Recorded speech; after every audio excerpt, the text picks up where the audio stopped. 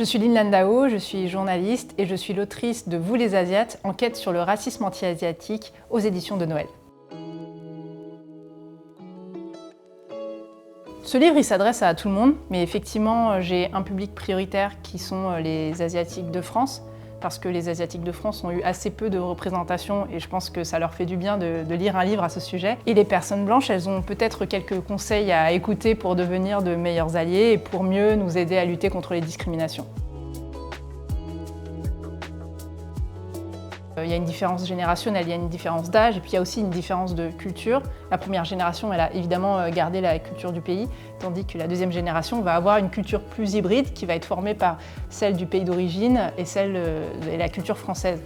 Et la différence entre les deux générations, c'est que la première génération, eh bien effectivement, elle va vraiment subir énormément de racisme, mais elle ne va pas forcément le percevoir, ou quand elle le percevra, elle le prendra comme quelque chose d'inévitable. Tandis que la deuxième génération qui est née en France, donc ce sont des personnes comme moi, voilà, françaises d'origine étrangère, qui vont avoir cette nationalité française et se dire bon ben moi j'ai tous les droits, et qui vont s'apercevoir que dans la vraie vie c'est pas vraiment comme ça, et donc qui vont être beaucoup plus sensibles finalement au racisme et aux discriminations.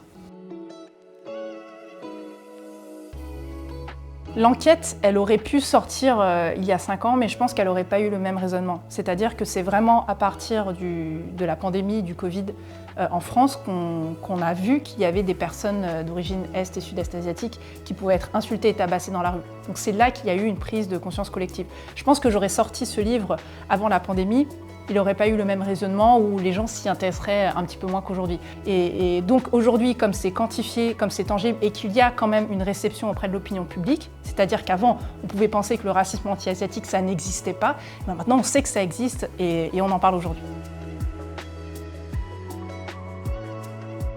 J'ai envie d'entendre, vous les Asiates, vous faites partie de la société française, même avec vos différences, même avec vos particularités. On est tous ensemble, on est tous et toutes ensemble.